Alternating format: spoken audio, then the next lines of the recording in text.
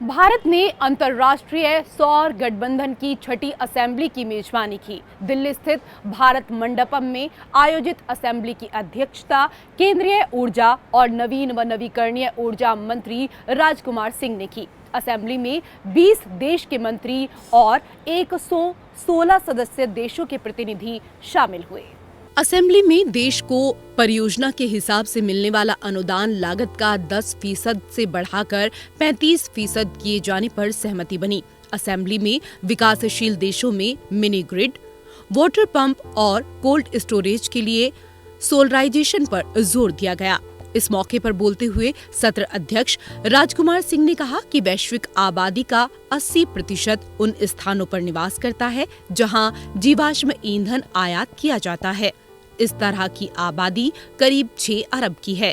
Renewable energy स्रोत इतनी सक्षम है कि 2030 तक कुल ऊर्जा जरूरत के लिए 65% की आपूर्ति कर सकते हैं। वहीं 2050 तक ऊर्जा क्षेत्र 90% तक डीकार्बोनाइज हो जाएगा। उन्होंने कहा कि इस दिशा में आईएसए अपने वायबिलिटी गैप फंडिंग तंत्र के माध्यम से प्रति देश प्रति परियोजना 1,50,000 अमेरिकी डॉलर या परियोजना लागत का 10% जो भी कम हो का अनुदान प्रदान करता है। Once that happens, once the green funds start flowing as per the commitment made by the developed countries in COP21 about investments in green funds, once these green funds start becoming available at scale, we'll have projects, renewable energy projects being rolled out, solar energy projects being rolled out at scale throughout those countries which have problems of access to energy. You can't have any development without access to energy. So this is the key. And the International Solar Alliance has been formed to make it possible. Assembly ने देशों और उनकी संबंधित परियोजनाओं की क्षमता और जरूरतों के आधार पर सीमा को परियोजना लागत के 35% तक बढ़ाने का निर्णय लिया।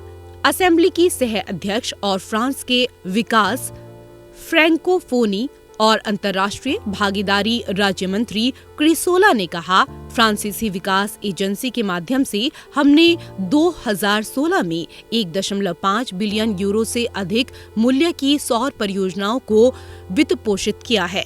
फ्रांस इसमें तेजी लाने के लिए प्रतिबद्ध है। पिछले साल हमने अपने भागीदारों को जलवायु वित्त में 7.5 बिलियन यूरो से अधिक प्रदान किया।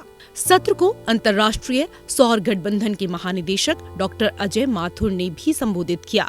इस मौके पर अध्यक्ष ने कई देशों के सोलराइजेशन प्रोजेक्ट का उद्घाटन भी किया। रेशु त्यागी, एपीएन न्यूज, दिल्ली।